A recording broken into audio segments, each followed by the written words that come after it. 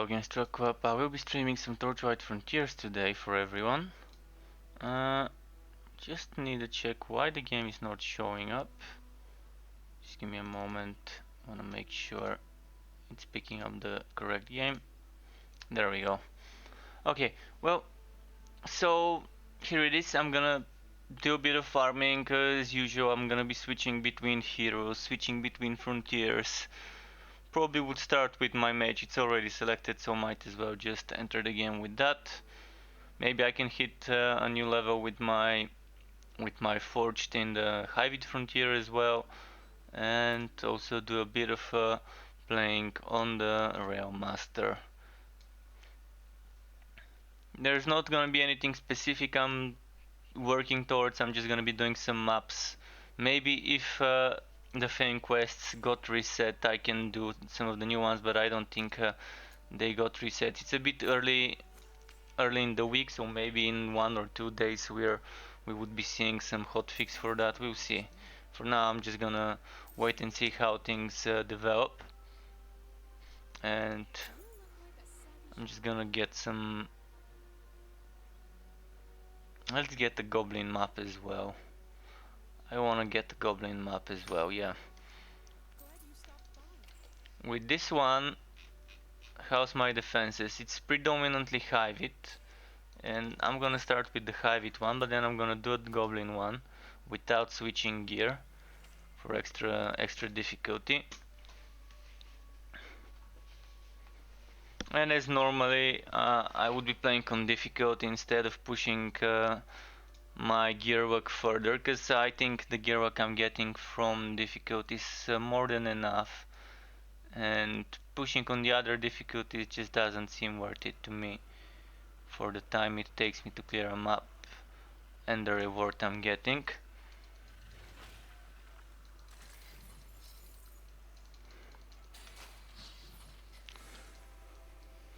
I do have an opportunity to respec if I decide to, but I'm liking this build. I want to play more with it when the time comes to do the final respecking, or maybe later on when there's some stuff added. I would be respecting, but then if anyone wants to see some different abilities, I can use this respec opportunity and show those. So this is a toxic map, so I gotta be extra careful, I guess.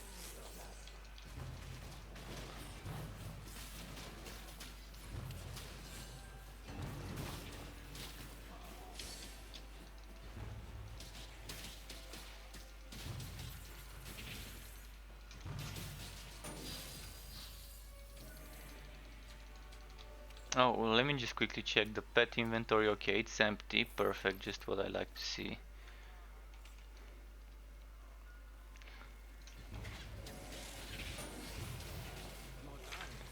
Wow, this toxic pool did hurt a lot. I've noticed that those little charge bugs are much...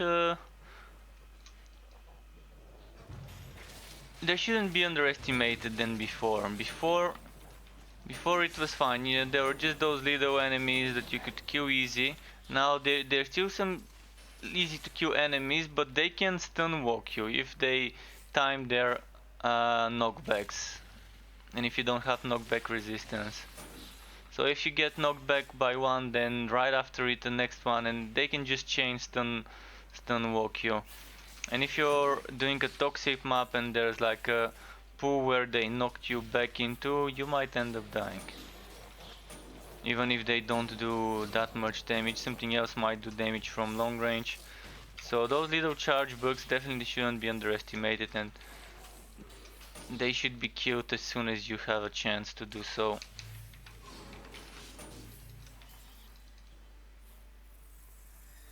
Oh, what's this shrine here?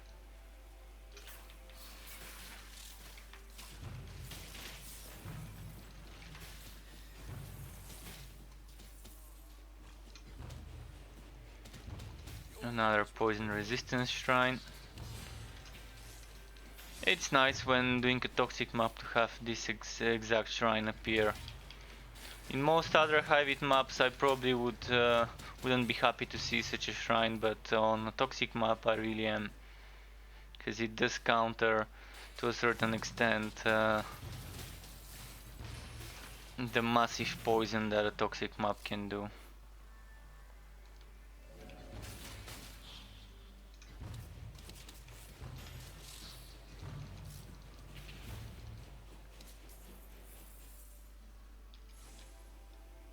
Okay, let's keep moving. Which way? This or that way? Let's go this way first.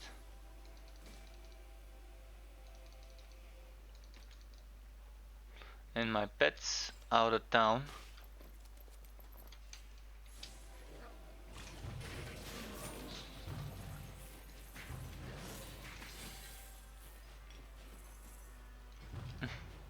For a moment I thought they were fighting an enemy. It is a bit confusing seeing those HP bars on the spiderlings, but it is also nice to have the option to see those HP bars for pets and summons and everything. I'm still looking forward to a summoning skill that allows us to summon, instead of like Spirit Well summoning a lot of little netherlings, something like summoning one big netherling maybe to stay with us until it dies, instead of being time based, but having a longer cooldown. Once it dies you have to wait like 30 seconds or so to summon it. So I'm gonna suggest to add something to Mayhem. They said they're gonna do something like a contest or something, or a competition or whatever, where we would be suggesting affixes to Mayhem, who is working on those special legendary affixes. And one of the ones I would like to see, regardless whether it's me or someone else suggesting it, I wouldn't care, as long as it gets suggested, would be an item that modifies Spirit Well to work that way. When you cast it, it summons a big netherling to fight by your side and to follow you around like those spiderlings do, and instead of it being timed, to just be based on how much HP it has, but to not be able to heal it with your potions. So the only way to heal it should be maybe using some other skill or something like that, or maybe not being able to heal it at all and just waiting until it dies.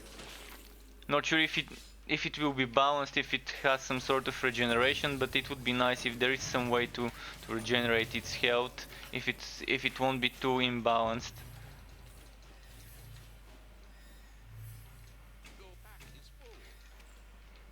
Because many people, me including, enjoy a lot playing different pet builds in the games.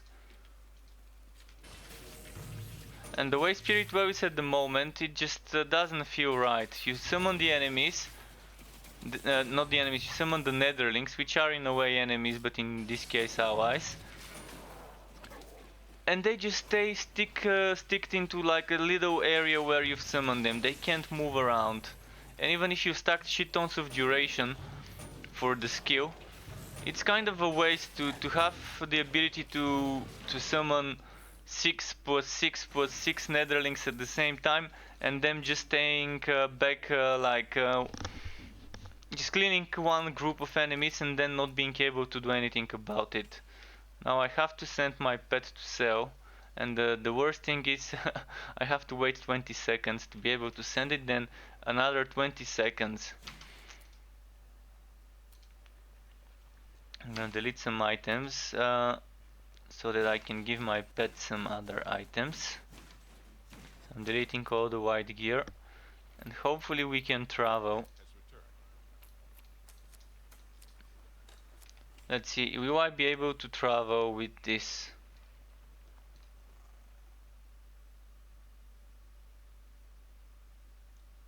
Or will it bounce back? I'm really hoping this gets fixed soon, if it isn't already. The ability to travel when the inventory is full. Also, new recipe unlock, nice. I heard some people's recipes got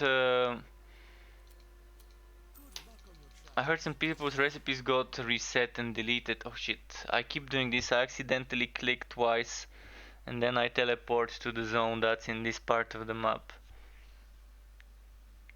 I'm gonna teleport to my fort and grind some gear down, break it down for essence. I'm gonna be stockpiling on essence for when I really need to do a lot of enchanting, when I find that perfect item.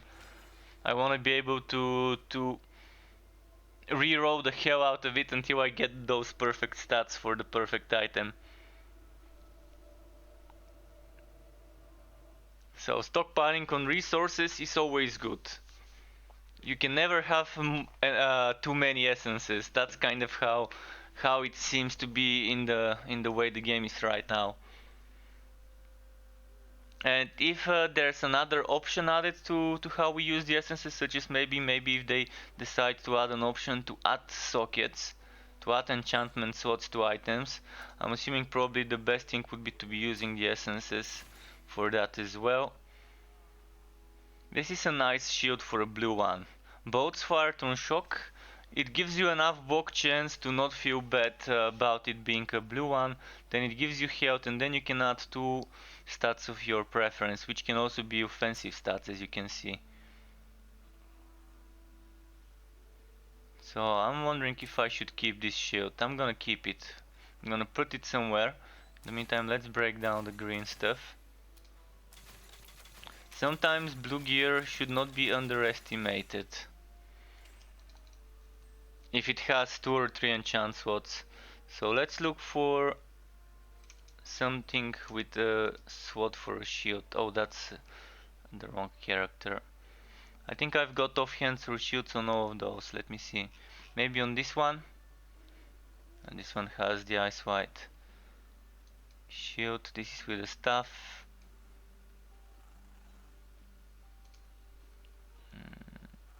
Offhand. Level 22. This is gonna go away. This is gonna go and get dismantled.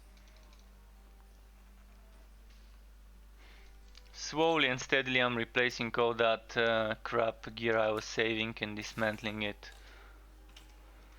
Alright, now I'm gonna do a goblin map with predominantly Torchlight Frontier items without switching too much.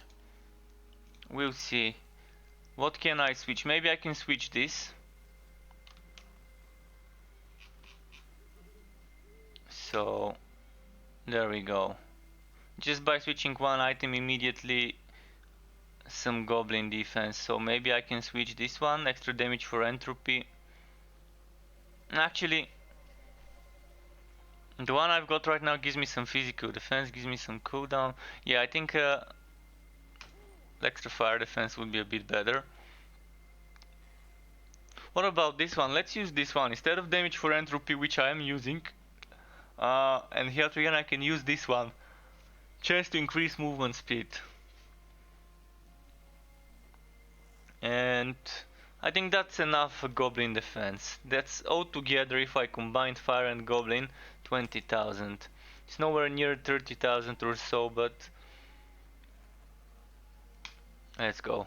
If anyone wants to join me, by the way, I always say I don't mind helping out, regardless of your level, of your character class or whatever.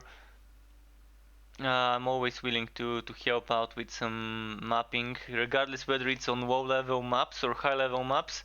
I'm still gonna get some essences from those low level maps. At least now, with those essences in place, with that whole enchanting system in place, we do kind of get something out of doing low level maps, even though I really don't think we should be made to do low level maps by the contracts missions. At least we do get that reward. And also, to my Twitch viewers, keep in mind there is a giveaway going on Thursday. On Thursday, 3 days from now, 31st of October, on Halloween, at around 9 PM UK time, which would be 11 PM my time. I will be doing a giveaway for Borderlands and you can sign up now. Unfortunately it's only for my Twitch viewers, but if you're watching from another platform you can just use your Twitch user if you have one, sign up and then keep watching on whatever platform you prefer to watch from. I tried to make the giveaway for multiple platforms, but it just the options on the Gleam basic account weren't enough. You need a pro account to add subscribers, work and things like that there.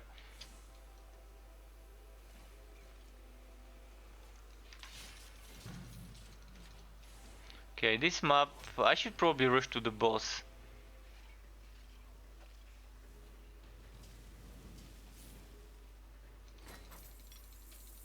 I should probably rush to the boss, but I want to see how many enemies I can get to spawn.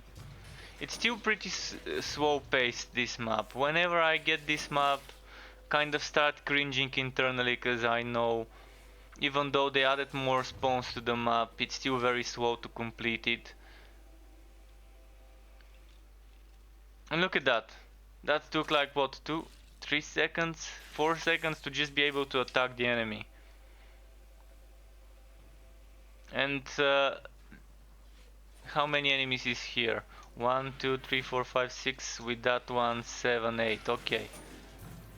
So this is what should be happening more in more places of this map, having 7, 8 enemies instead of just one lonely skeleton spawning. But it's better, it was much worse before. Before it was mostly 1, 2, 3 skeletons at a place, and maybe in the middle of the map there were a lot of Netherrim and skeletons, but most of the time it was just a few.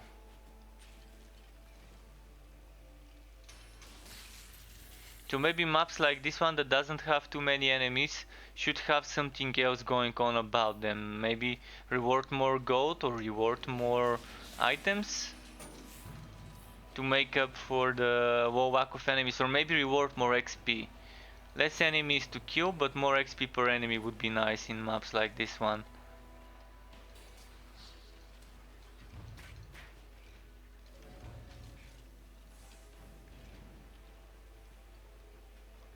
Come on, gargoyle.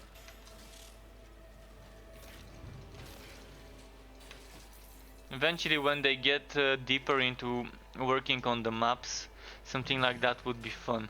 To see some maps being better for gearwork farming, others map being better for XP farming and things like that. I would be really happy if something like that later on when they delve deeper into the map work system and try to expand it and improve it and make it a more pleasant experience, more player friendly, newbie friendly, etc. experience. For now, Mapworks is just what we do, our end game in the game. It's nowhere as advanced as Diablo 3 Rifting or Path of Exile mapping, but it's still an alpha. It's still like early stages of this this mapwork system. Maybe later we'll get much more options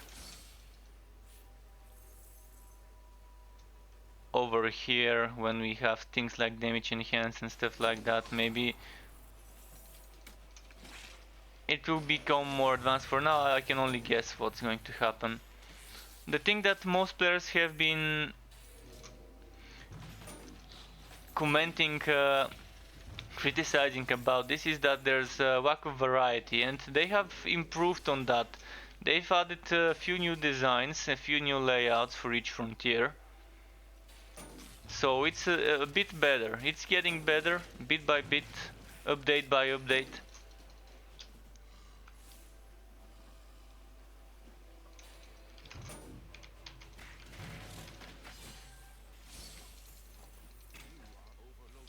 Oh, full gain. Is this worth it? Okay, it's gonna be grinded down. Let's send the pet to sell some stuff in the meantime.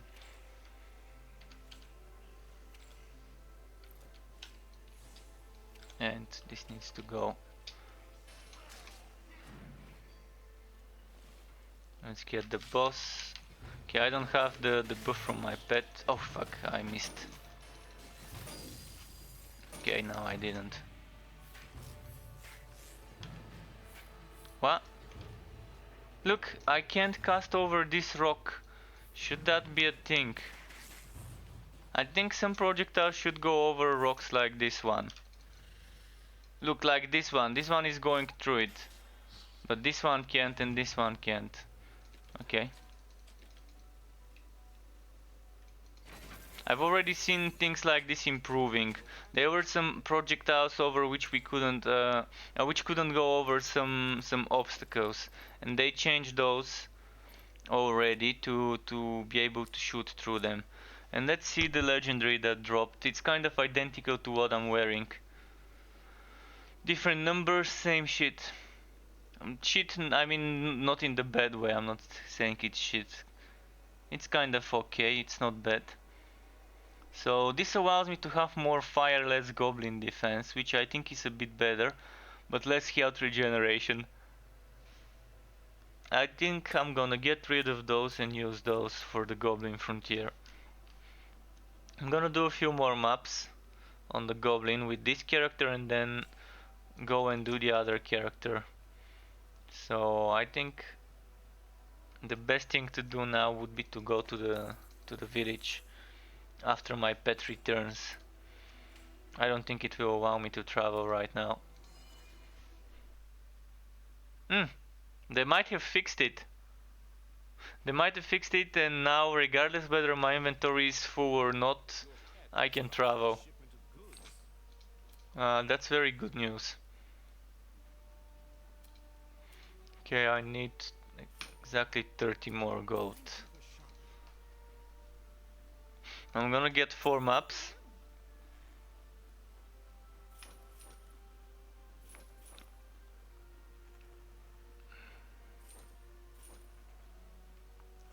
So now I don't have money to resurrect, so hopefully I don't need to. Let's go break down some gear.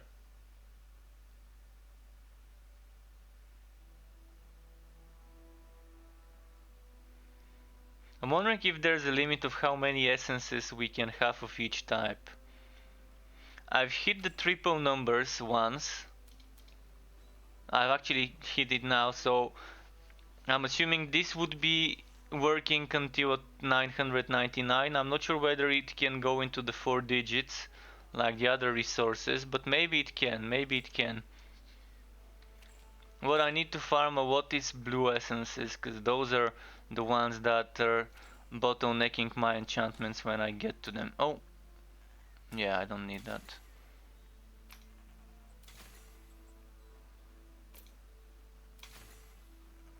You can see the blue one is always the one that's lowest for me, even if I get it next to the same number as the orange ones, the yellow ones.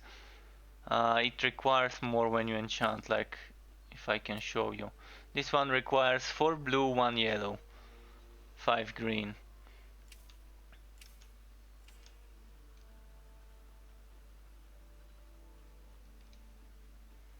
Okay, next map. Another goblin, then another hive-it. Usually do something like that to differentiate from those.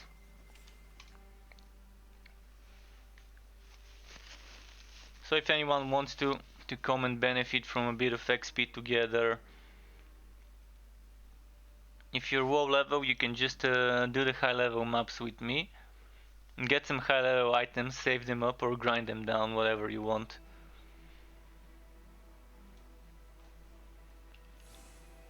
Oh, look at this. Look at the shadows. Was there an invisible wall or something there?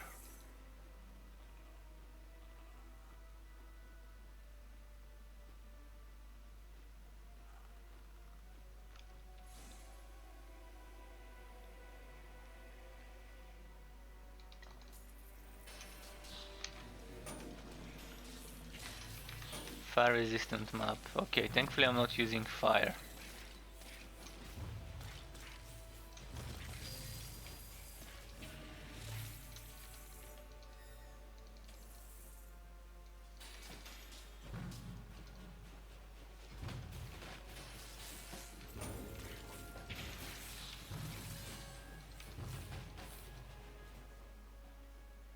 I'm very happy that this increases attack speed. This is something I've been talking about, suggesting that it would be a good change last month or 2 months ago, or sometimes in my stream I remember mentioning it, for attack speed builds, for basic attack builds that rely on attack speed. And then we get this change for the shrines, so definitely something good.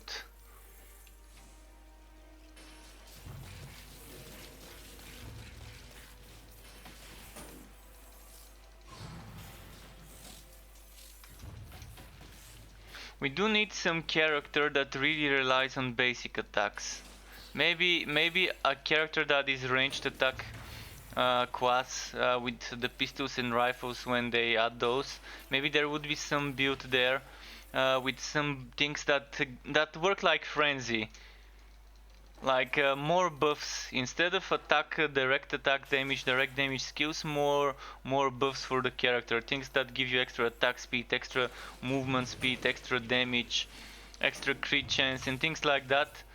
So someone that's stacking maybe auras or buffs for himself. Some can be shared with the allies, others cannot. Things like that would be nice. So I'm assuming ranged weapon specialist would be perfect for a build centered around basic attacks and not using direct damage skills, except maybe slowing and stunning enemies and things like that.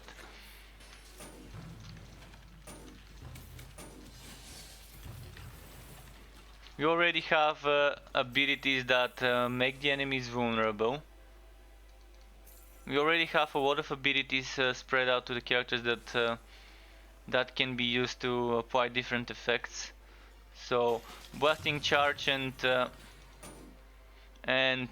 sonic pulse are the ones that make them take more damage. Then you have slowing with consecration or holy not consecration but dark spears and holy fury. So this one and this one for slowing. We have the new skill damnation that makes them give us mana back when we kill them, but it doesn't give other resources. So if I do that and then my Realm Master ally kills an enemy that's affected by this afflicted by this skill, he won't get endurance, or at least it doesn't say so in the description. So this would work well in a team of mages. If the other mages don't have this, but I do, it would be pretty nice if we have multiple mages in the team benefiting from one of the mages' skills.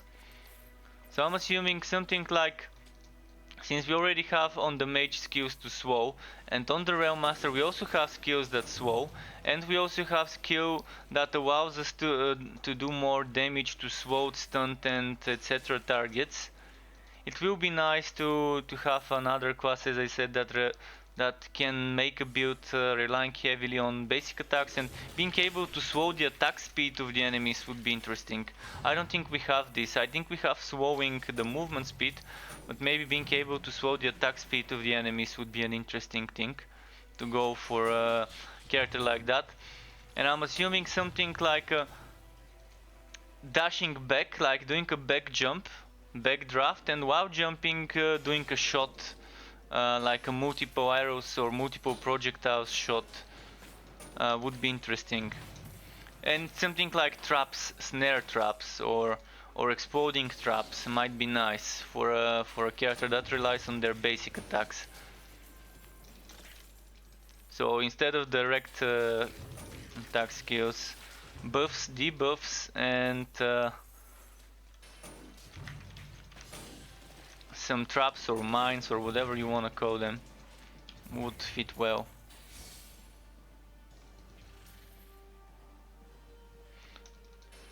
The Outlander from Borderlands 2 comes to mind when I think about a ranged class specialist with the weapons they've shown us some previews of. But there's mind you, there's a question mark still. So there still might be a lot of stuff going on when it comes to to the builds we can do when they increase all of that, when they add the new stuff.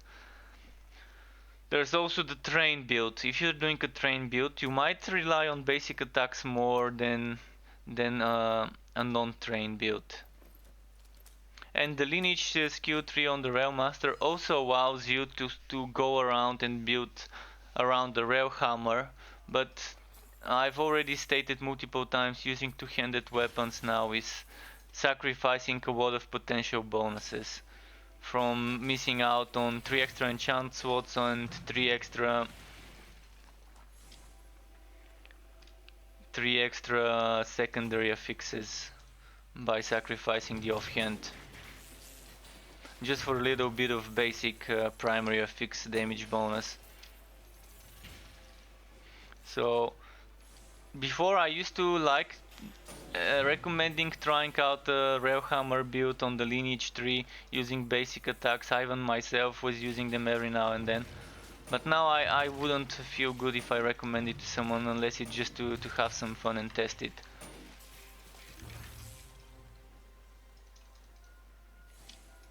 But you never know what other skills we might get to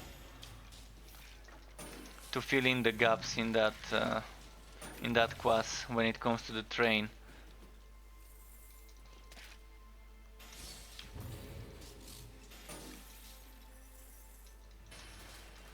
But that doesn't mean you have to be using a rail hammer to be doing a weapon basic attack build. You can still use an offhand and main hand, regardless whether the offhand is a shield for defensive or a focus for offensive ability. It's still possible to have a nice build that relies on basic attacks.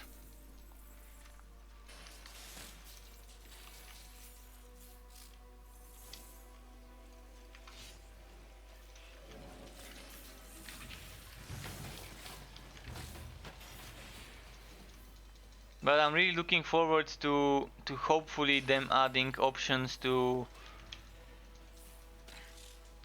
add enchantment slots. So if I have items like this one, I really want to add sockets to it. It's a legacy item.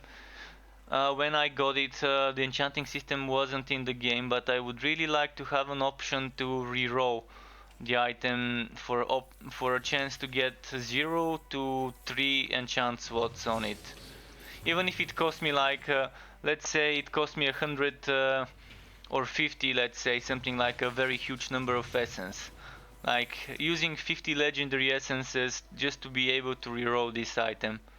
I think I would be fine. I would grind my ass to get that much essence, knowing that I would have a chance to add sockets to an item that was wooted before the enchant system was added. And this is actually a great shoulder. It's an upgrade to what I'm using.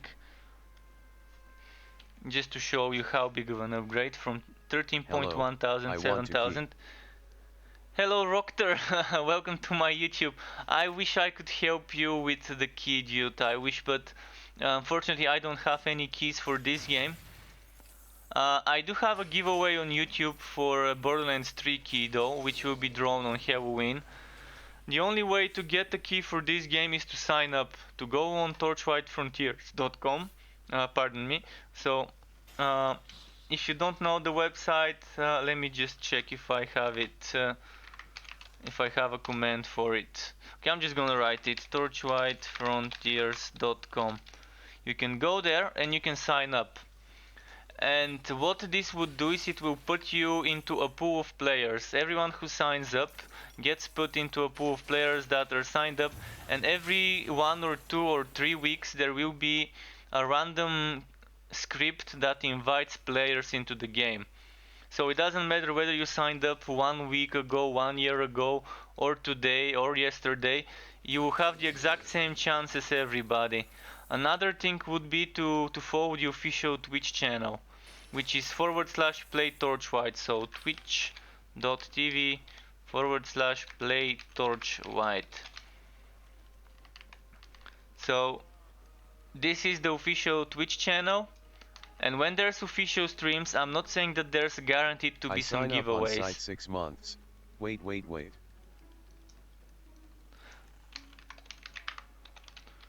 Yeah, I can feel you, dude. I know how it was. I had to wait myself quite a lot of time, quite a long time to get invited, and even this account I'm playing was not my account. It was my brother's account. He gave it to me because he got invited into the game before my own account did.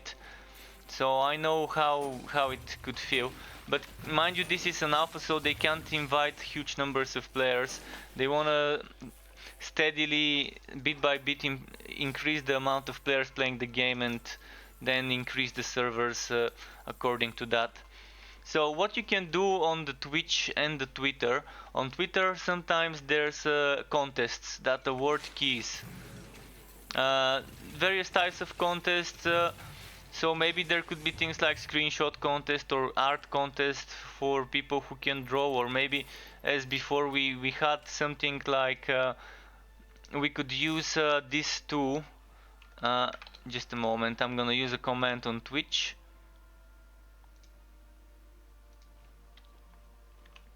Is it working? Maybe it's not. Okay, let me try again. Alright, well, there's a fourth planner that a community member created, Papi is his name, and there is this tool that before was used for a contest. So they made the players compete to see who would make the more creative, the more original fort out of the ones that were submitted, and they were rewarded some keys. So that's just examples of contests you can see on Twitter. When it comes to Twitch, before each big update there's a big stream, an update preview. So the next one would be update 10, and maybe a few days before the update there will be a big stream on Twitch with a Glim giveaway. Normally that's how it goes, they make a Glim giveaway. But each Friday there's a fun day stream. And I'm not saying there will be keys in the fun day stream, I cannot guarantee you that. But every now and then there might be someone from the higher ups, like the CEO of the development company, the CEO of Vectra, sometimes might come in and drop a key or two in the chat for whomever is lucky enough to grab the key quickly and activate it. But since that's not something you can rely on, I cannot guarantee it being there. But the community manager does those streams every Friday around I think they start around 11 AM Pacific time. Usually in UK time I think that's 7 or 8 in the evening. You might want to check into the official Discord, they're announcing when there's gonna be a stream there prior to that. Also, if anyone who is watching is playing the game and wants to team up, let me know, guys. I have different classes and I can go into your game even though I'm max level with those with a couple of the classes and close to the max level with the third one. My gear would scale down to your level and I would still have a challenge doing low level content and helping you. In the meantime, let's send the pet to sell. There's gonna be a boss fight in a moment. Okay, I can't pick up much, so let's delete the white gear. This needs to be enchanted, by the way. And it will be once I get to the fort after this map. So slowly and steadily I'm replacing my old gear with ones with enchanted slots. And I think that's once I feel like I have enough defense, I will move on to the most difficult part of the game, to what's it called, to ridiculous. I'm currently playing on difficult because I really don't need that extra 10% item luck, because it's very slow surviving and killing enemies on that other difficulty. Let me check for some other items here. My pet needs 1 more minute. Let's check the pet here. Okay, increased awareness. I already have this and already have this skin, this pet skin, so I'm gonna release him. We released Kenny out into the open. Enjoy your life, Kenny. So I'm waiting for the pet, so I'm gonna have to delete something here. I'm gonna delete 2 green items, pick up the 2 blue items. 20 more seconds. Let's see if anything else can drop. I've gotten blue items from destroying things like those, so keep in mind the chance is very low, but there is a chance to get decent items from destroying stuff like that. Alright, 8 seconds, 7 seconds. A lot of blue gear this run. 1, 2, 3, 4, 5, 6 blue items.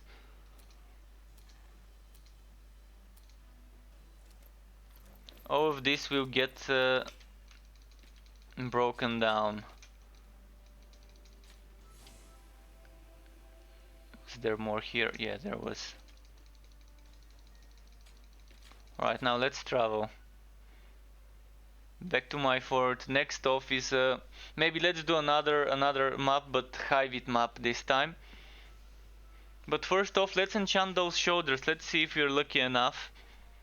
I don't have much blue essences, so probably I can afford 3 or 4 enchantment attempts. So, and oh, I also probably won't have enough money to pay for disenchanting. We'll see. Hopefully I don't need to disenchant. I can disenchant once with the money I've got.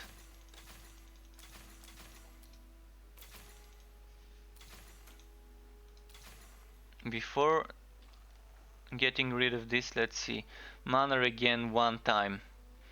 I can get 2 more mana regens and this might be a good one. But I'm not liking...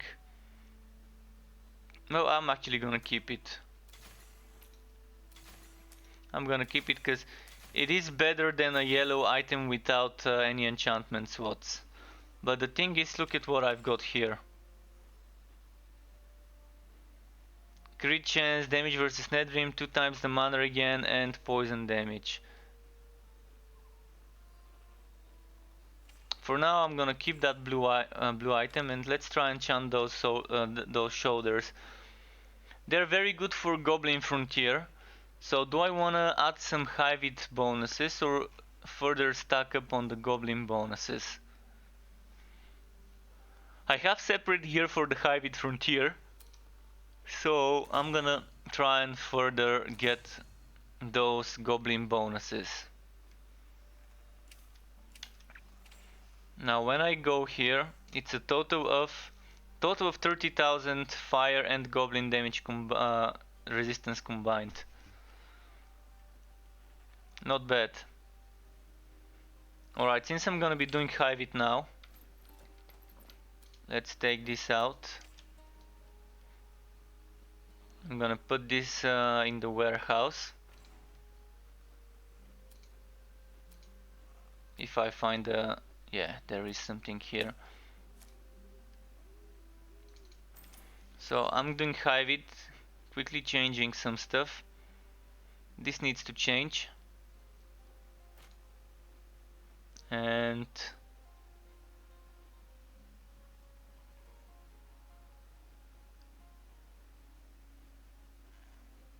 wait, didn't I have some Hivit? Oh yeah, this one. I'm gonna take this one. It has some Hivit defense on it.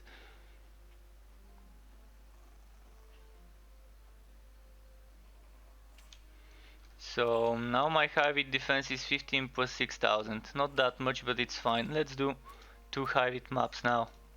Oh shit, I opened the goblin one. Alright. So Hivit will be next. Hivit will be next after this one.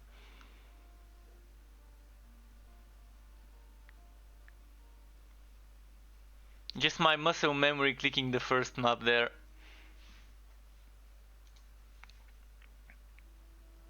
And after I'm done with the maps I bought, I'm gonna switch to a different character. So if you wanna see Forged before the Realm Master, do let me know. I'm gonna be playing every class for my stream today, eventually, just gonna take turns.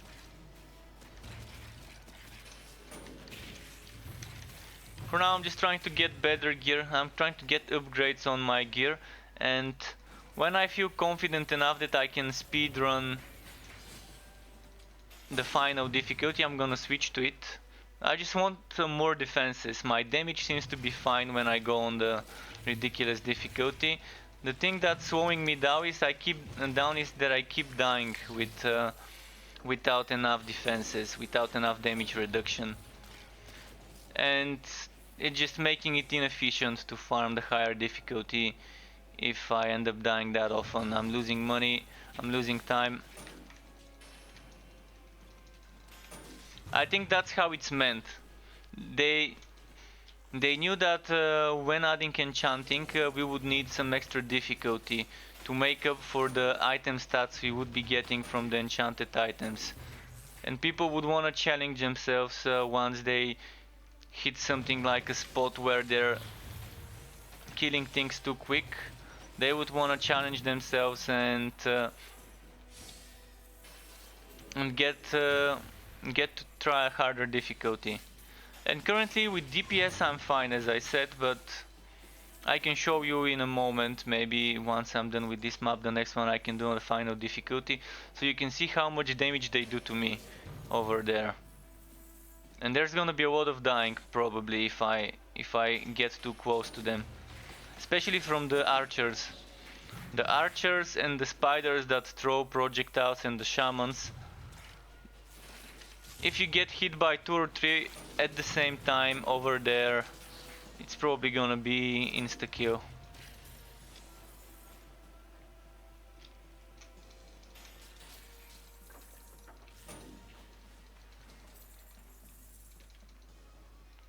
It will be nice to...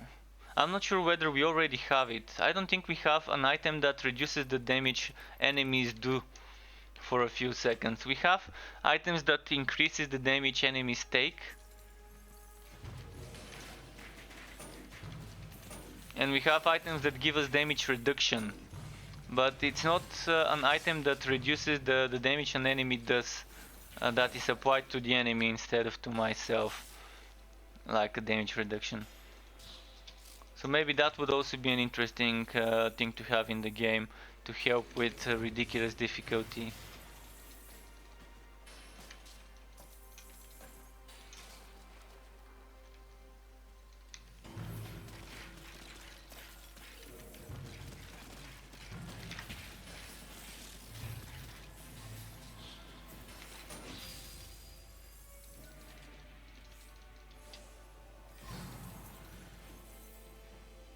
Okay.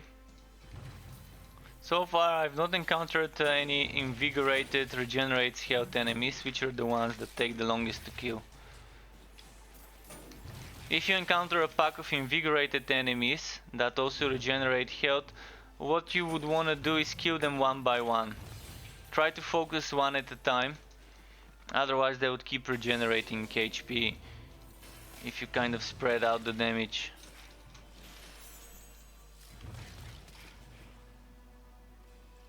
Just want to see how quickly he can die from the poison.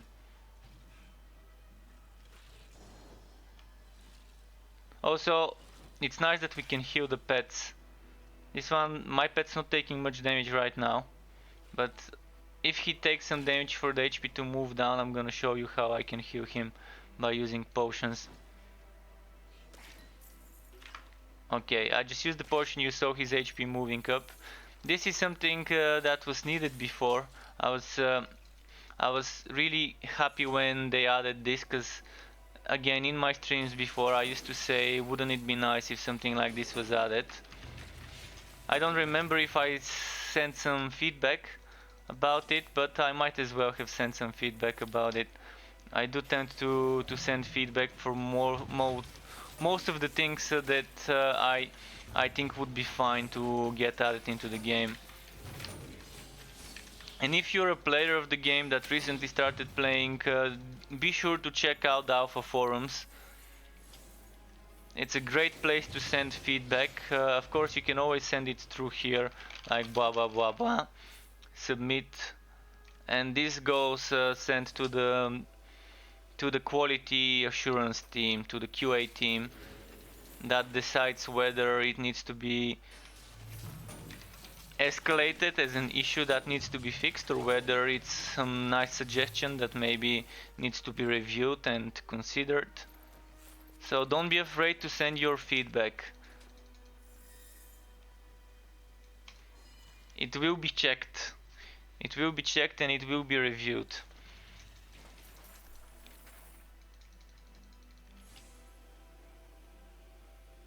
And it's also not just that it's good to do it, it's encouraged.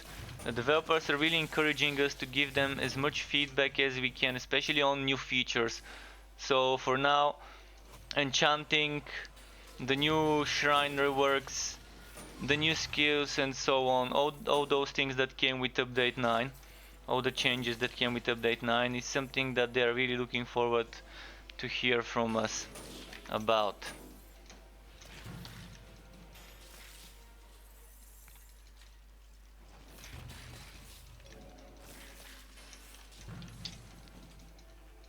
So there's the reworked relic crafting, there's the contract system version 2.0, or is it 1.1?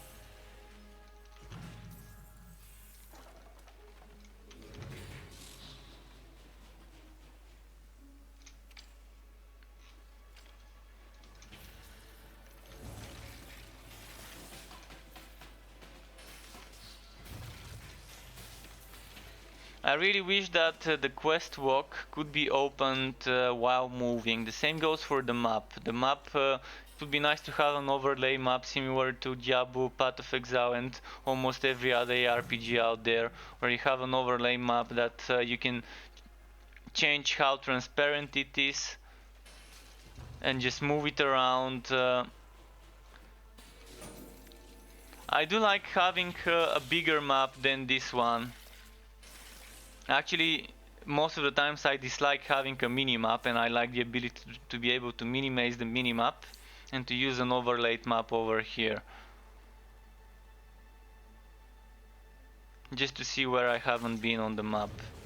And the ability to open the quests and check the quests without stopping your character, the same goes for the map, would be pretty nice. But I guess that's too much of me to want for now, too early, because that's gonna be a lot of coding to implement something like that maybe.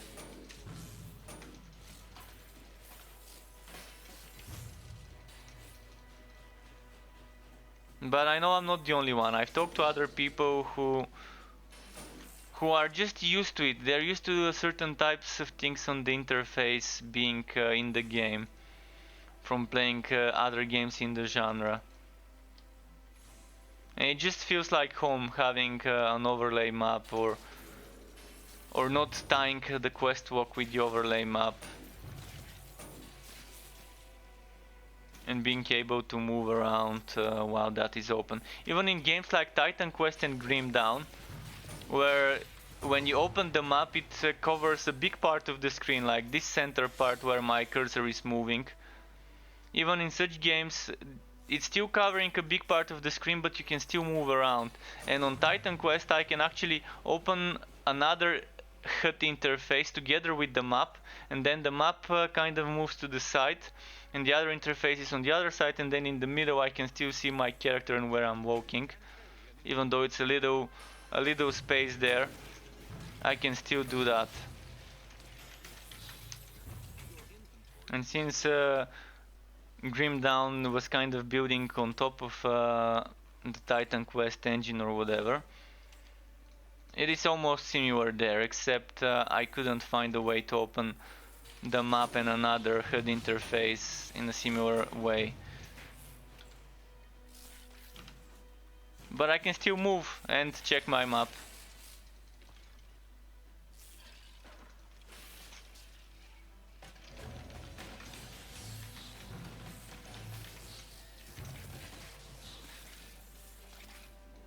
Oh, blue, nice.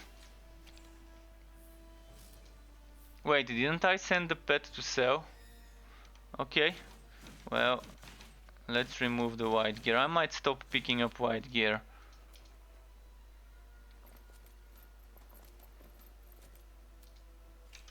Go sell.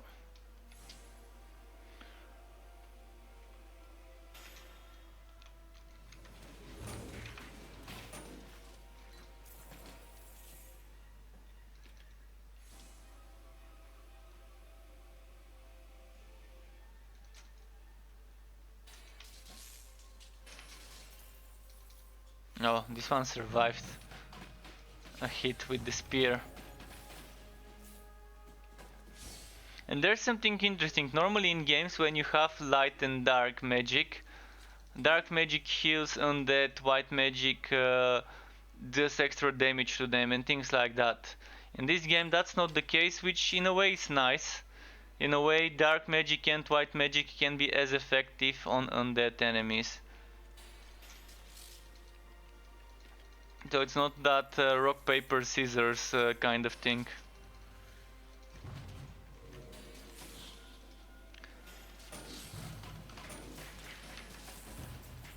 That's also one of the reasons why they decided. I've heard that in developer interviews and things like that, and in some of the streams, why they decided to stay away from the rock paper scissors system that's used in many games, like per se in Borderlands, corrosive is effective against armored enemies.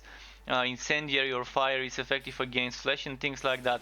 So here they decided to, instead of removing those choices, those options from people and only saying you can kill this enemy only with this element if you want to be effective, they decided to just stay away from that and make sure that in each frontier each element is as viable. Instead of walking us, putting us into a box and saying in this frontier you better be using this element, otherwise you won't be doing much damage. This is in a way good, and I personally like it that way, but I know some people might be missing some of that certain elements beating other elements, rock paper scissors, etc. thing.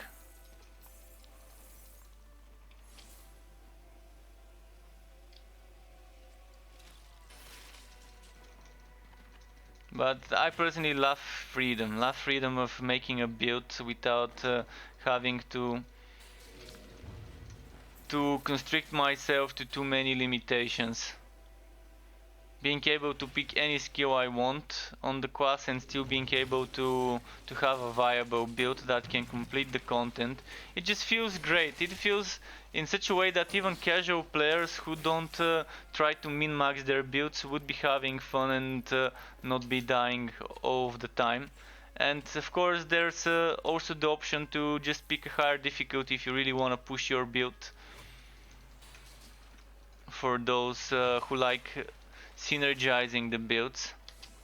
And I do like that. I do like trying to see the limits. So I'm gonna show you how effective this current setup of mine would be in the next map. I'm gonna push the maximum difficulty just so you can see damage wise how it is, which means I'm gonna be using this skill more often if I'm pushing the higher difficulty.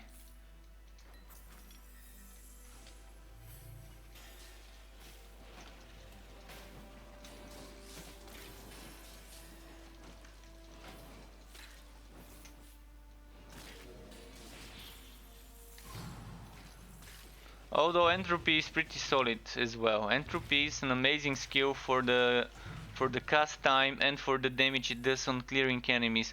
When the enemies are very spread out like those, they're not grouped up in the same spot, entropy could be a great thing. Or you can just kite them a bit, group them up and then use this one, and you see how I kind of managed to line them up for a nice shot there.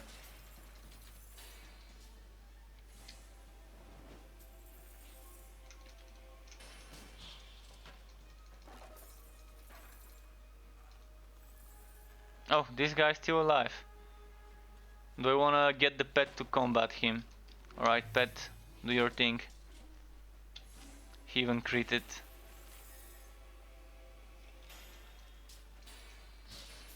Look at how bad I am. I couldn't hit him twice. And this is, if you're bad at aiming, you better be using entropy. If you, like me, have a hard time hitting with white spear, yeah, entropy might be the better choice. And there's things like a great skill. One of the strongest mage skills is energy spike. So I'm currently playing with this and this because they're the new skills, and I just have played so much with the other skills of the mage. I've tried so many different builds. I want to enjoy this build a bit more, but I have a skill respec. So if you're watching the stream and you want to see this in action or this in action, or maybe things like Absolver or Radiant Blast, I can switch up my build. Also, I can show you things like Holy Bolt, Hoary Fury, which I already put points into, Unholy Bolt, Dark Spears. Just do let me know, guys. I'm really all in for when it comes to showing things like what the viewer might want to see. I don't mind it. I'm streaming as much for myself as I do for the viewers' enjoyment.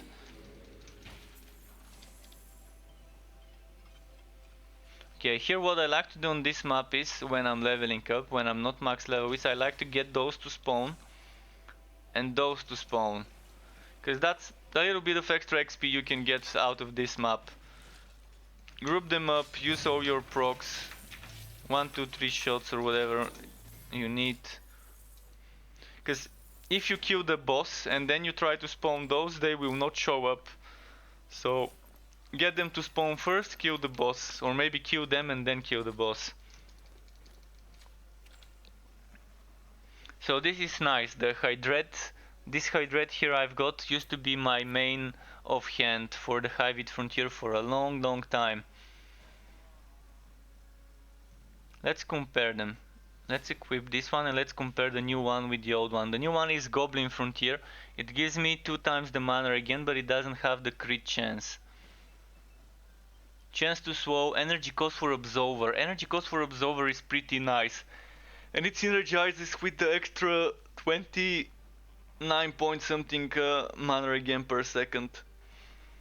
So it's nice. If you're doing an Absolver, set up this Hydrate might give you some nice stuff to do when it comes to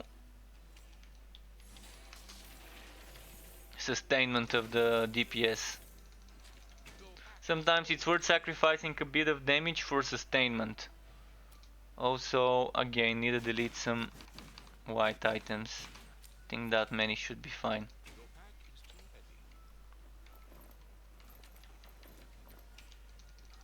But yeah, I think it's fixed. Before, when I had full backs, I couldn't travel. And there was a hotfix last week that maybe remedied this. So next off we'll be doing a Hivit map. I'm gonna quickly jump to the fort, dismantle some items. Oh no, I still can't travel, so it's not fixed. I still need to empty some items from my pet inventory.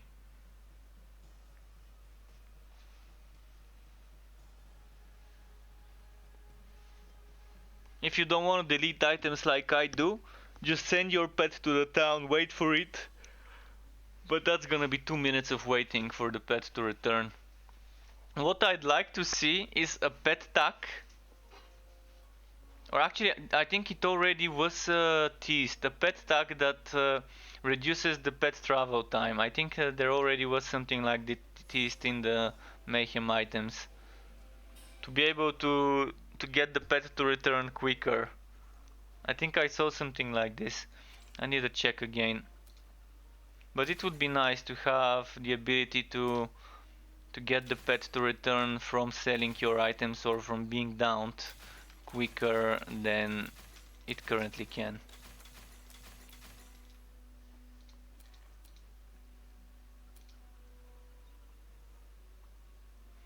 I wanna try something. I wanna try and get, instead of physical defense, more Hivit defense here. Or maybe I shouldn't. Maybe I should keep the physical defense, because there's a lot of Netherim every now and then and a lot of skeletons with physical. So as I said, we're doing Hivit now. sending the pet to sell, and then starting the map. 2 high-bit maps. After those 2 maps, it's probably forge time. But if someone wants to see the Railmaster before the forged, let me know. My forge is pretty close to leveling up, to hitting 49 in the high-bit. That's gonna be fun. Claimed item?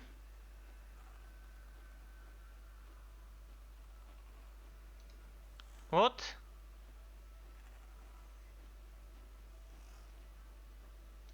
What's this? Is this some sort of new tip? Is it a glitch showing me those tips? Is it claimed item from here? Not sure what's meant by this message, but anyways. Oh, a damage. Oh shit! I forgot to increase the difficulty. Alright, I'm gonna start a new map. I'm not gonna finish this one. Now the new one should be with the new difficulty. But yeah, as I said, I'm gonna go on ridiculous just for that high-bit map. So it's just gonna be one map then, because I just wasted the previous one. We got a little one, so that means there's gonna be a lot of crits going on me. I better stay away from the enemies. So you can see my damage isn't bad, even on the final difficulty, but I should avoid this at all costs. Getting hit by these guys' projectiles.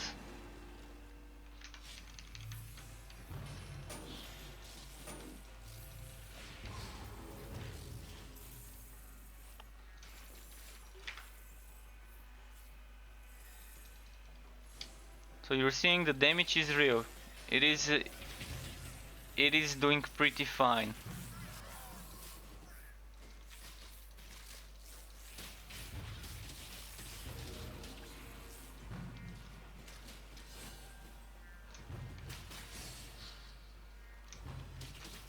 And it is ridiculous, you can see up there in the corner. But I haven't let them hit me much. So this difficulty would keep you on edge. It will keep you on your feet trying to not get hit, more like playing a bullet hell. So if you like bullet hells, this is the difficulty for you. If you like dodging every single hit and you don't have much defense, that's probably what you might want to be running. You're only getting 10% extra item luck compared to difficult, so knowing that the limit is 100, let's kill the enemy and just show you how much item luck I've got right now. My gear luck is currently at the limit, so let's show you something. Let's remove some of my gear luck items. So I'm removing 37.6 and I've got 64. Okay, if I remove 39, 62. And if I have a teammate with me, that's extra 15% gear luck.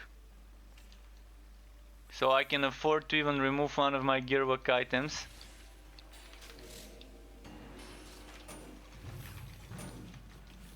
And the map is giving me 20 as well.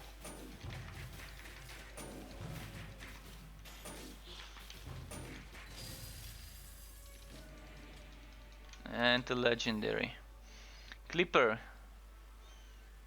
This is a very nice clipper for a crowd control setup. If only it had 2 or 3 enchant slots, it would have been amazing. Because it has chance to stun, and I could try and add 2 more chance to stun bonuses on it. And then have that built on a forged maybe, where it heals you based on hitting stunned enemies. And this is what I mean. I think I just got 2 shot. I got 2 shot. So this is why it's like a bullet hell in this difficulty.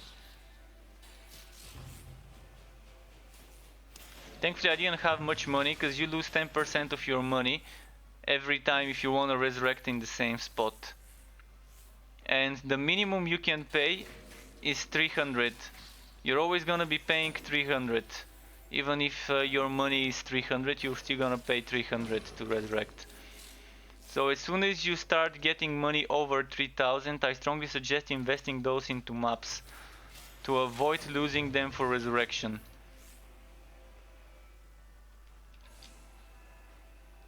A map costs 500 and it stays in your inventory, it stacks up. So think of it as how in MMOs they have gold bars. Like you exchange 100 or 1000 gold for 1 gold bar. And then you can exchange some of those gold bars for more gold bars of a different quantity and so on. So the maps are in a way what you can use to stack up money without hitting the money limit and without suffering from those penalties of losing a lot of money when you die.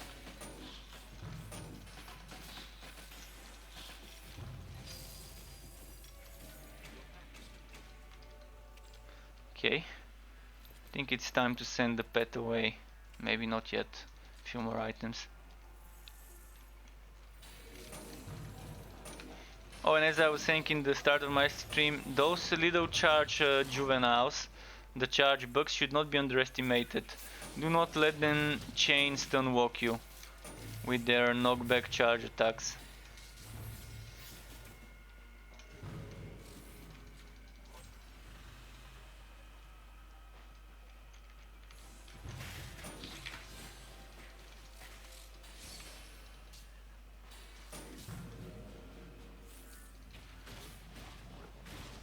See? That's what I'm talking about, this attack, the one where they're charging. If they time it right, you're gonna be dead in no time. Alright, let's get him to sell. Earn back some of the money we wasted on resurrection fees.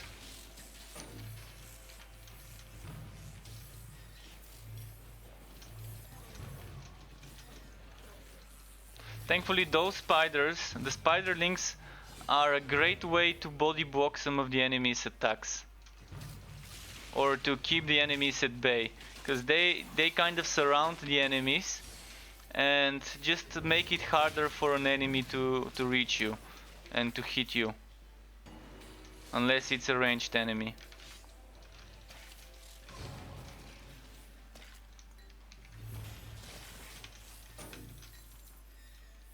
Okay, there was a bit of a delay. You saw the enemies took a while before they disappeared, even though they were already dead and running.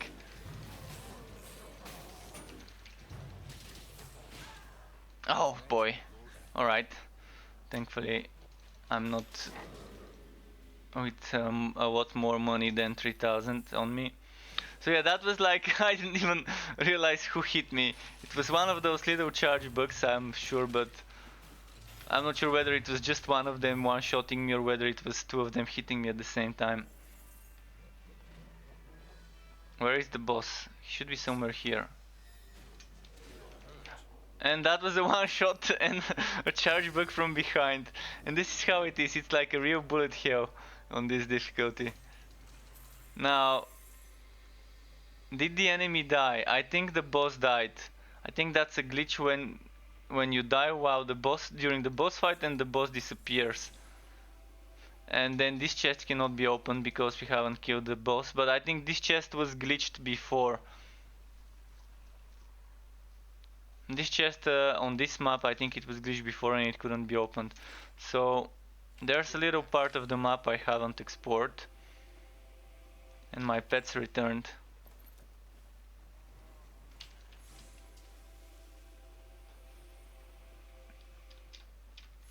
So that's kind of bad. I really was looking forward to seeing what this boss would drop for me. With maxed out gear work.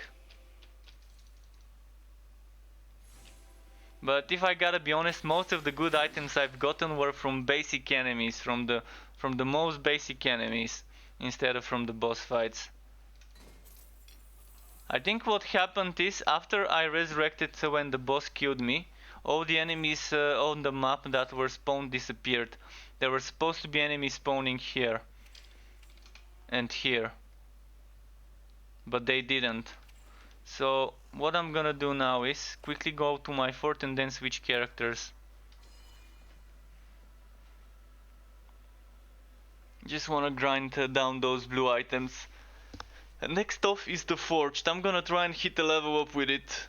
So it's gonna be High-Wit Frontier maps, because I'm very close to leveling on the High-Wit Frontier. I think I need 4, 5 or maybe 6 maps to be able to hit 49 in the High-Wit Frontier.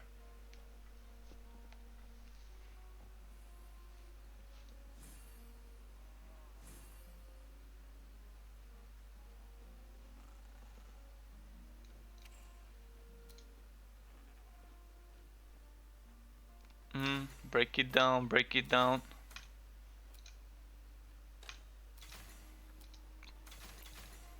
Okay.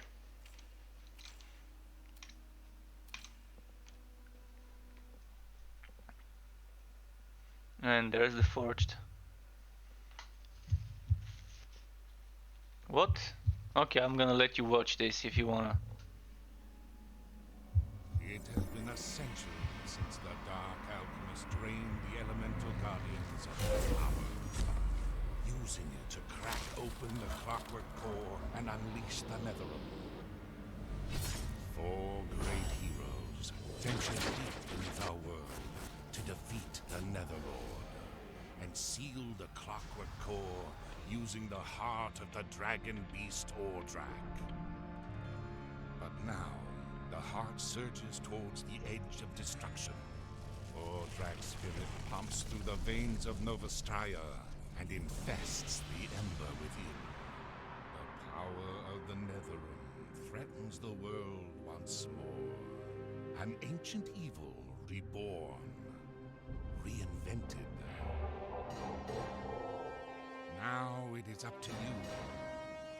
Face the challenges ahead and defeat the Netherrealm. Will you choose fame, fortune, or the future of the frontier?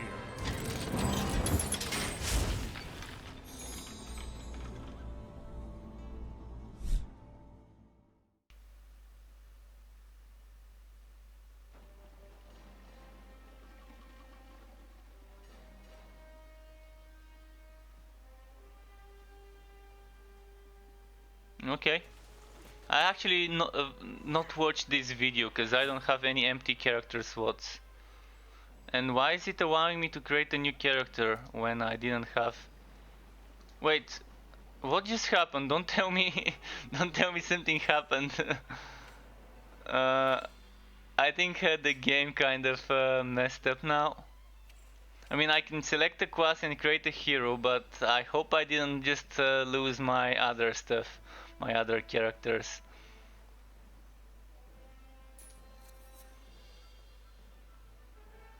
Okay.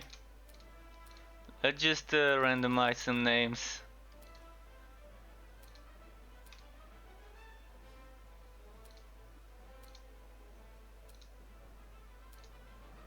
Let's see what will happen if I create a new character. I didn't have empty slots. I had 5 characters, all of the slots were taken. So hopefully my other characters are there. Hopefully.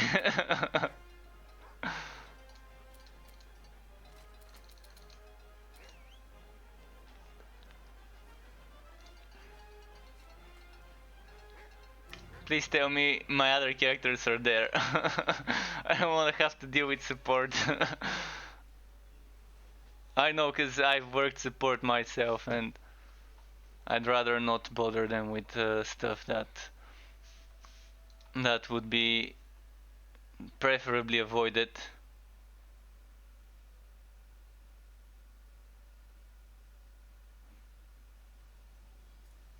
Okay, now I want to go to my character selection. No, it's glitched. Okay, I'm gonna restart the game. I think it's glitched. So I'm gonna restart the game quickly. Hopefully I can actually see my characters. We'll see. But it seems like every time I go into the character selection, it asks me to create a new character instead of showing me my list of characters. That's actually a serious bug. Hopefully it gets fixed soon. No, it's gone. Well, that's bad. That's bad. That's a serious bug. It's like it can't be any more broken. Let me quickly go onto the Discord and see if someone reported that in the bug hunting channel. Okay, I'm just gonna quickly report this.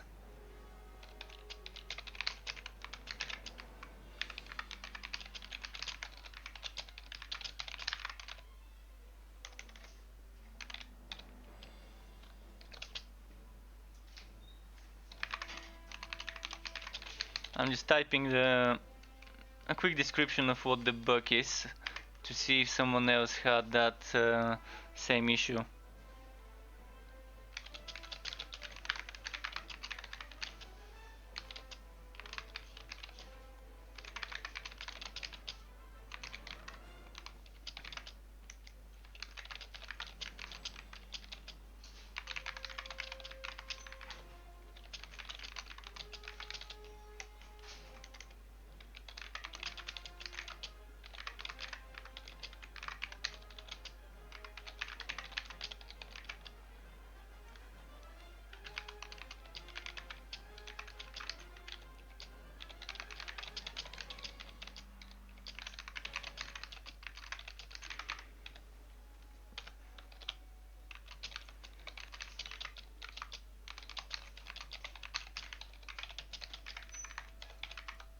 I'm gonna see if it's just me or whether it happens to everyone.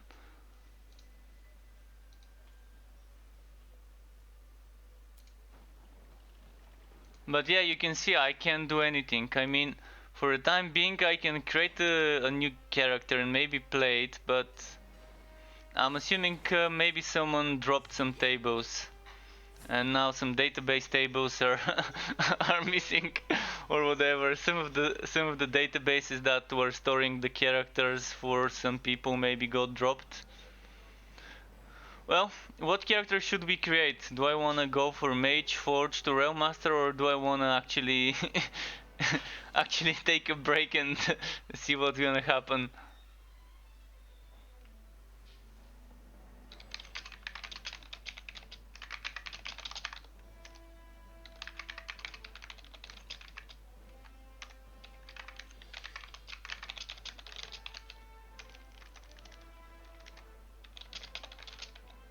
Alternatively, I have another account. I could try and log in on my own account, but I really don't know the password and I have to use password recovery and all that to be able to get on my own account, so I'd rather avoid this. So, what character do you guys want to see if I start a new one? Maybe let's do a Realm Master.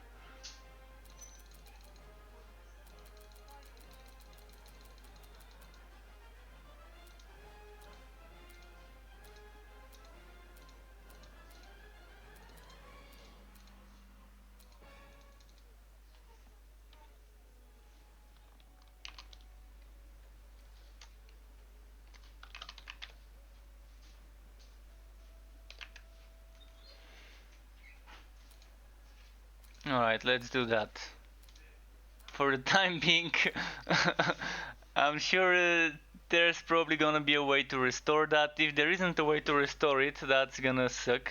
But if there isn't a way to restore it, I can at least start playing with just my own account. But I do have on stream proof of my old account existing, my old characters existing, and most of their gear existing. So yeah, new playthrough, wow.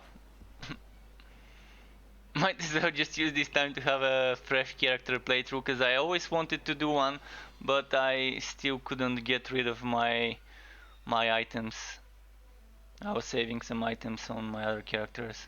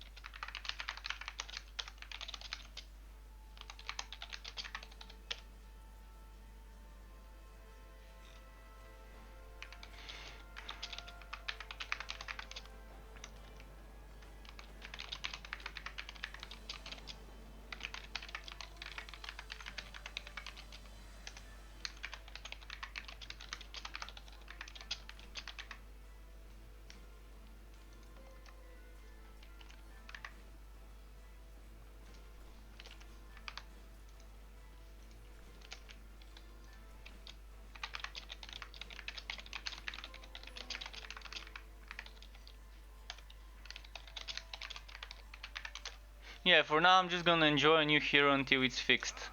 Let's do that. Let's go kill Yapper. Or not kill him, but capture him.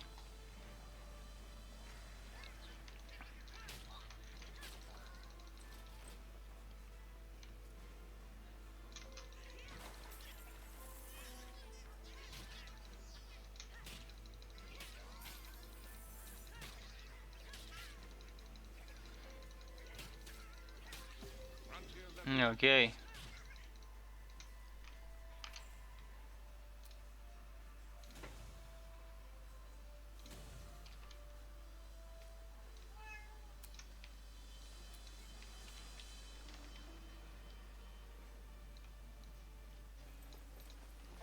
So. So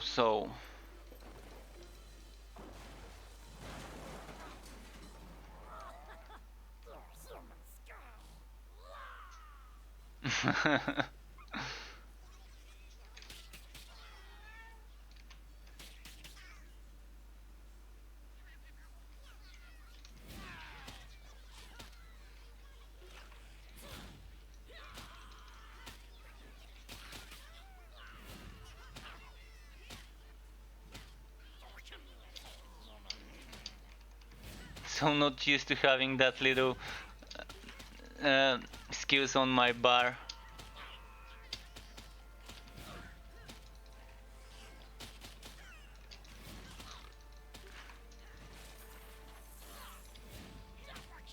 I can't stun him.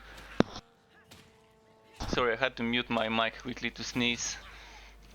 Cause then I would have made you deaf from all my loud sneezing. Okay. Magic weapon. Immediately switching the two-handed.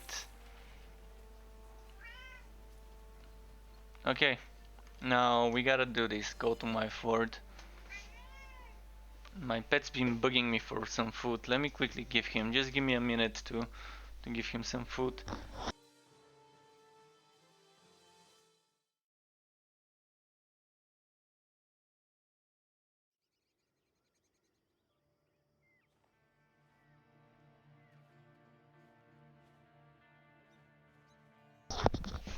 Okay, I gave him some food. Now, this was, if I remember correctly, I have to go to my fort, do something, place a reliquary or whatever, and then go back.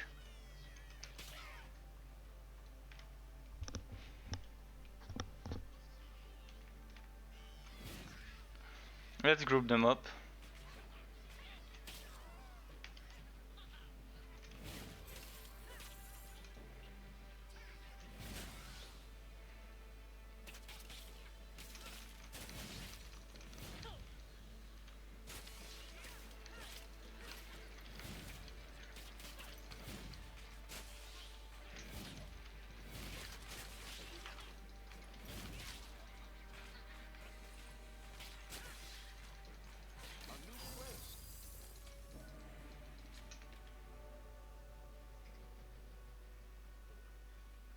Alright, was that it? And it's not remembering all the progress I had on my fort as well, I think. Let's see, I'm gonna check later if it would, but it makes sense if it's not remembering the amount of items and characters and anything. It makes sense to not remember the fort as well. Oh, but it's already showing me already known on the recipes, so whatever is storing the characters and all of that is on a different database than what is storing the recipes, because it didn't it didn't lose the progression when it comes to recipes and stuff. And what happens to resources? It's remembering my resources, so the resources are stored in a separate database than the characters. What about the pets? I want to check something. Let's go to my fort just to check if my pets are remembered. I'm gonna write that up into the Discord as well.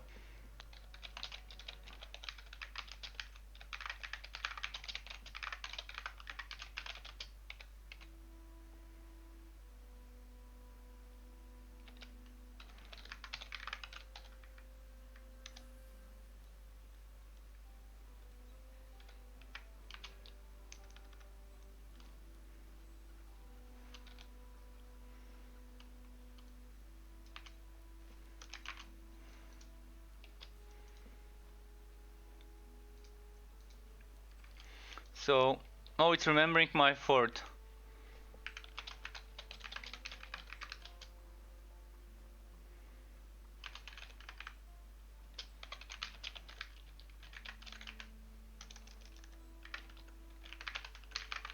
Let's check my warehouse. Actually, I can't use it because it's a hardcore character. Okay. That's a nice message though. Let's see if it remembers my relic weapons. Yeah, just remember my relic weapons.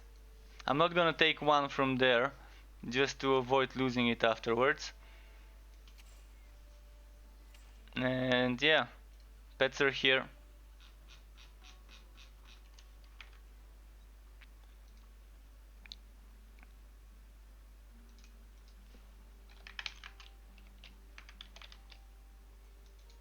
At Rock Tour I am signed since January. Signed up.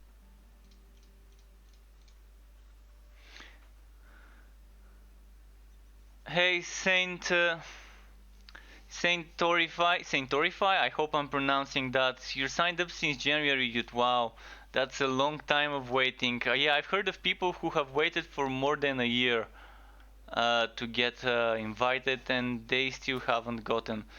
But there's hundreds of thousands of players who have signed up. I assume maybe they even have a million players signed up. I don't know. It's I think a popular game, so it's hard to make sure that everyone gets accepted and invited into the game when the server just can't handle that many. For a while, for a long while, until I think update 5 or 6, we had only US servers, mind you. So all of us from the EU and people from Asia and Australia, Oceanic and so on had very bad connection, at least 150 ping usually. But now it's much better. Now there are different servers, and I even had viewers who were watching from Asia who couldn't play because of the high ping. I think those people now would be able to play a bit better.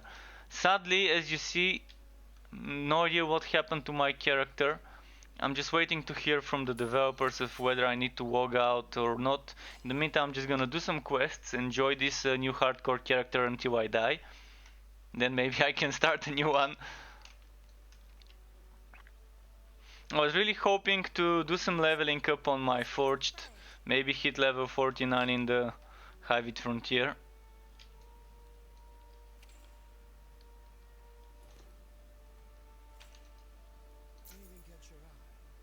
It's remembering my money. Oh, I should have dismantled this item.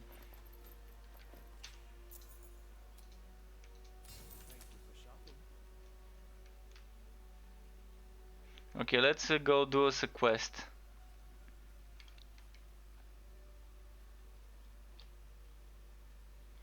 Do I want to do Hivit first? I want to do Hivit first because it recently got updated with the quests.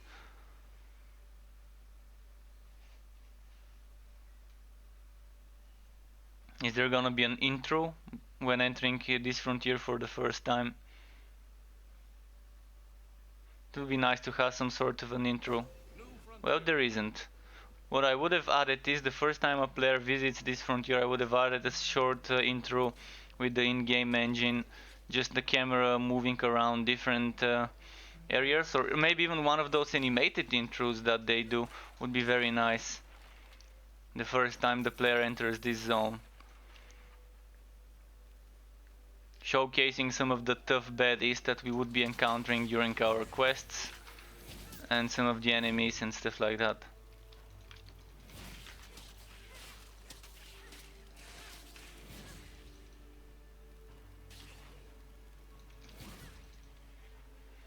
Okay. Oh, look at that. And From there I we have go. seen in It's Fun Day over. stream there is intro for goblins. Yeah, I remember an intro of a sword being there.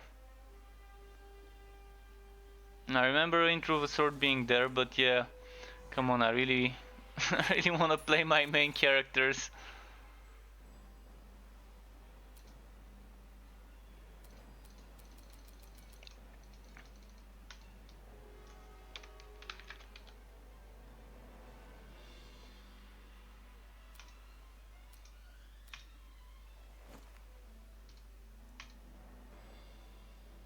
now all over again.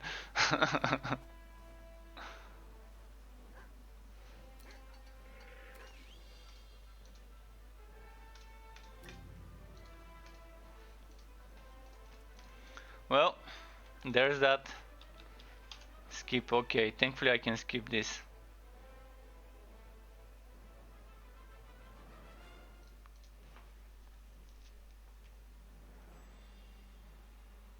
I'm hoping to hear from the developers soon. Maybe they still haven't woken up or they haven't checked this bug hunting channel in the Discord. I want to know whether I should log out. If they tell me log out, give us a few hours to see what's going on, where your characters have disappeared into the abyss. I'll immediately do it, but for now I'm just gonna play with this one, cause that's a chance to play a new fresh character.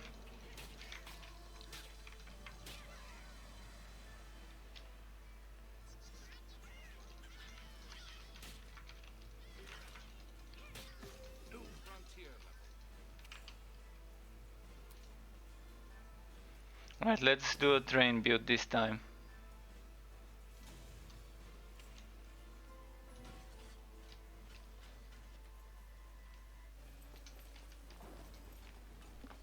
This time we're gonna go the train way.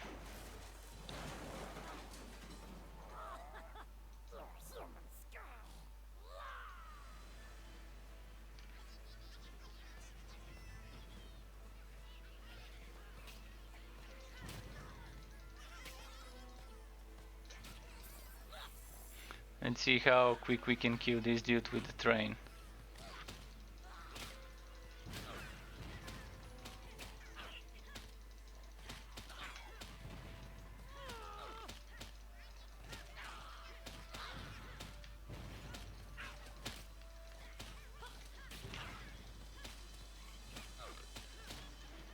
Still feels slow, but at least he's not moving that much, because I managed to kind of get him stuck to my train.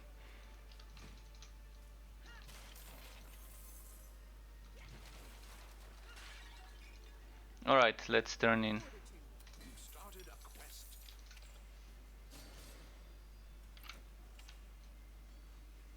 And now again the same thing, saving the fort.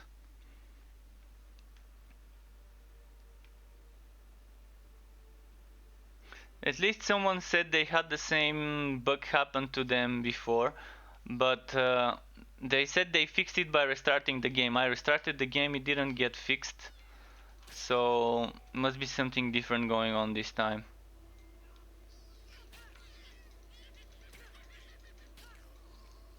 It's just not fetching the character data, that's what's happening.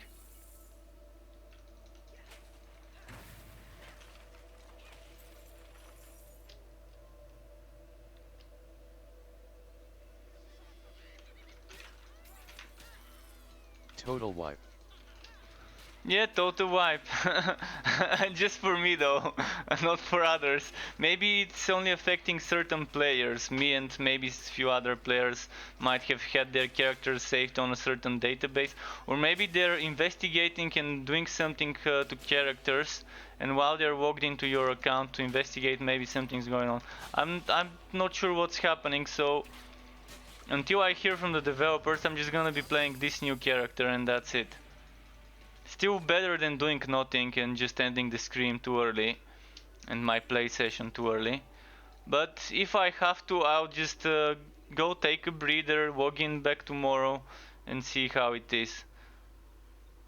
But I was planning on this being a Torchlight day.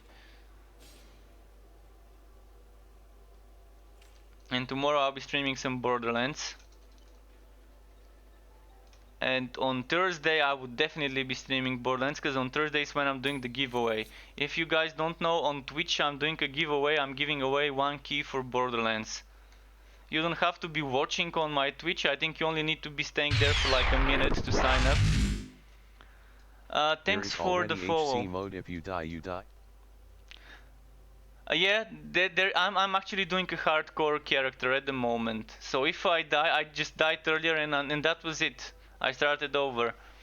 So this is a hardcore mode. I'm playing a hardcore. And Papa Vogue Tyler, thank you for the follow on my Twitch channel, dude. Much appreciated.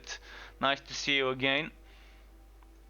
So as I was saying, guys, to those of you who are on YouTube, if you wanna participate in a Borderlands 3 giveaway, you can go to my Twitch, type exclamation giveaway, and it would sign you up for a chance to win one key that was given to me from AMD when I bought my new CPU.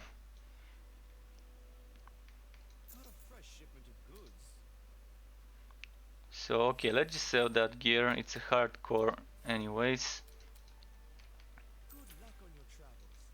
So I already have a blue weapon and a blue shield. Let's hope I don't die much. I'm gonna be going for the defensive shield playstyle. And I'm gonna go again for the Torchlight Frontier. Not sure if I should, but let's get some potions. I don't wanna die in the first zone again. You saw me earlier, I died in the very first zone of the Torchlight Frontier from encountering a group of elites. Oh, also, does it remember my contracts progress? Yeah, it's remembering my contracts progress. So the only thing that doesn't get fetched from the servers is the character data of my account.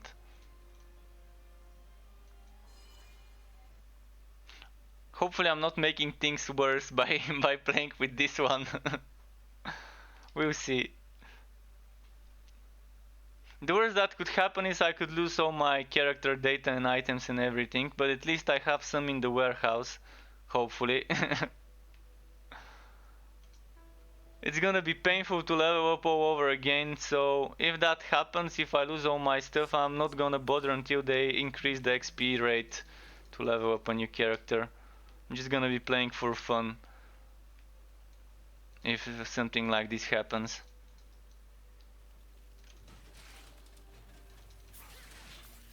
Because it's alpha, so even though they've said there won't be any wipes, you never know what could happen. Anything could happen in an alpha, and they might end up having to wipe the data, even though they have said they wouldn't. So I have this in my mind. I know that there is a possibility to lose all the stuff I farmed, all the levels, all the stuff.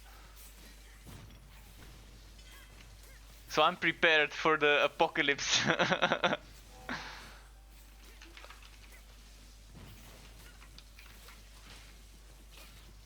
All right.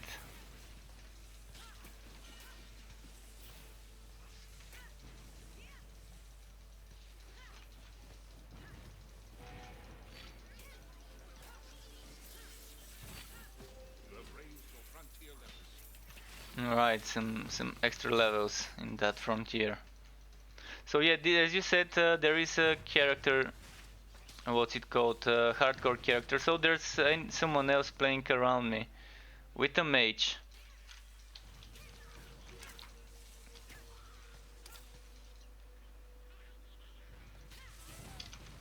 And I like that now we can see the character names instead of the account names. Unless we are unable to see the account names from the options. When we are seeing some random people with us. So this guy is called Signy. Or Signy. And I think that's the character name I'm seeing, not the account name.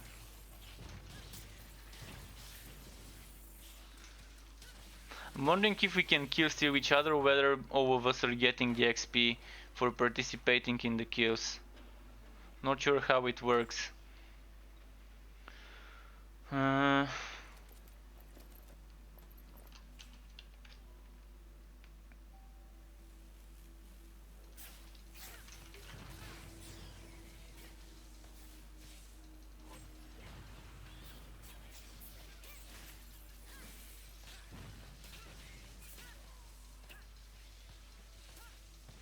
Well, let's see how far I can push this hardcore character before dying. I'm not one for being very safe when it comes to not dying. One of the main reasons why I don't like playing Path of Exile, because I'm forced into playing some very defensive builds if I don't want to die. And the fun builds I enjoy playing there are kind of not really viable. The skills I like in the game. Oh, someone's already using a relic weapon here, nice.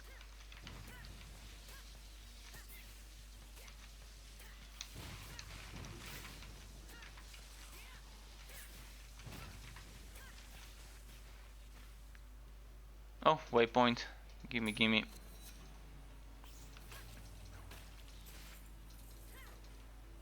So this guy's using Dark Spears. It is a fun skill.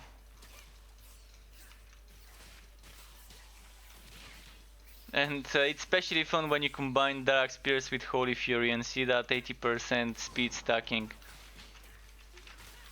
And it's actually 100 but limited to 80% maximum. Oh, he's also using Absolver. Nice combo. And yeah, I keep forgetting about the train. Keep forgetting to summon it.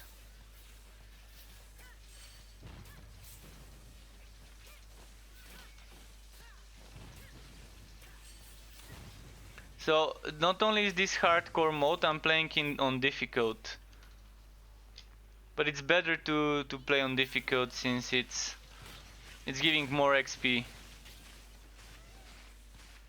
A bit more difficult, but totally worth it for the XP while leveling up. But once you hit 50, I prefer playing on difficult compared to ridiculous per se. For farming, for killing things faster and just speeding through the map.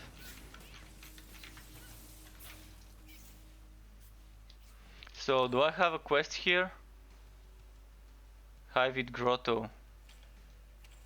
Okay, I took the waypoint, which is what I wanted. Then I can always return here. Let's go to the grotto and do the first mission there.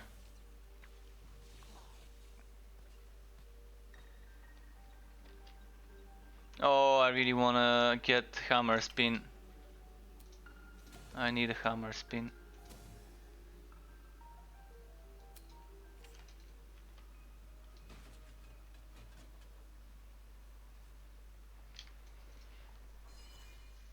Okay.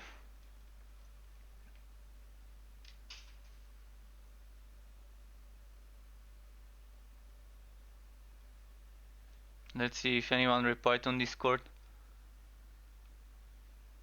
Oh, I got PM'd.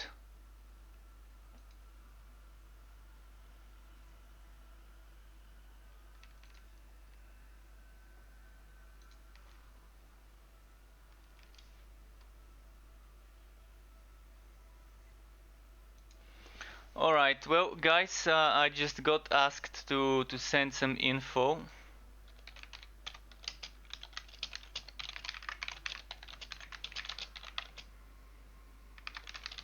I got asked to provide some info regarding the bug.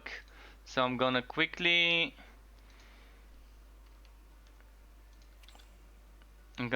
copy paste this information, write up some of the information.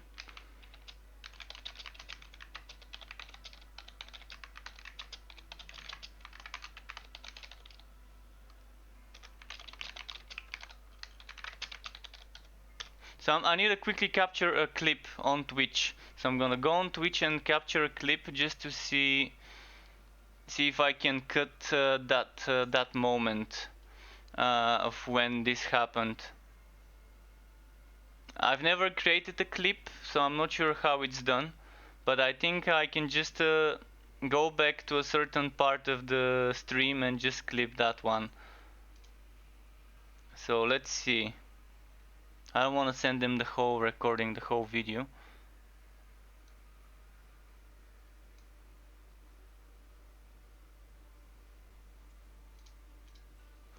So okay, if I go to my Twitch page, shit, how do I do this? How do I scroll back to the certain part where the bug happened?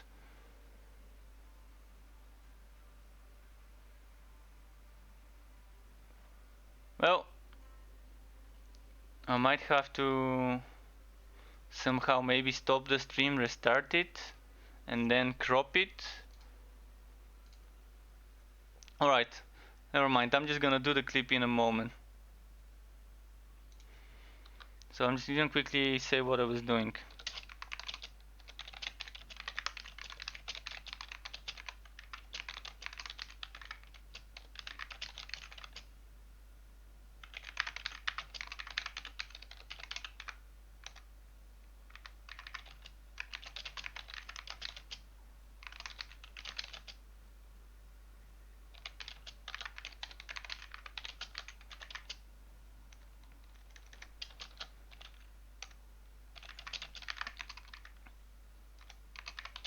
I'm just quickly writing a description. If you want, I can quickly, while I'm writing up the description, I'm gonna do something like, do you want me to leave the character on? I can leave the character on instead of putting a BRB screen, or I can just do a BRB screen. I think it's better to do a BRB screen, so just give me 2-3 minutes to write up a description of the issue.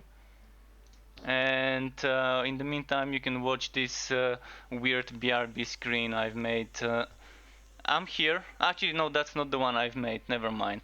That's some BRB screen I took from a template. So yeah, I'm here. If you wanna ask me anything while I'm writing, feel free to. Just know that I just really need to write this down so it can be made into a ticket or something.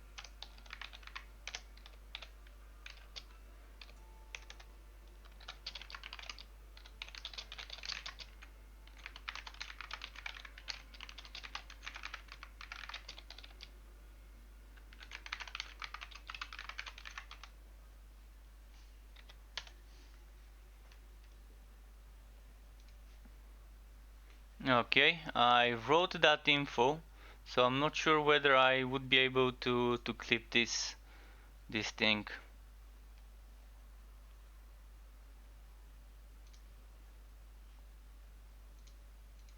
I'm gonna check if I can clip back into. I know on YouTube I can go back, but I don't know how to clip on YouTube. Whereas it comes into Twitch, it has a built-in clipping, but I think it's only for recent ones, only for the recent few minutes maybe.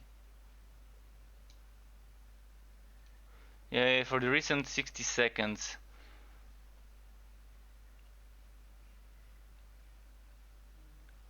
But if I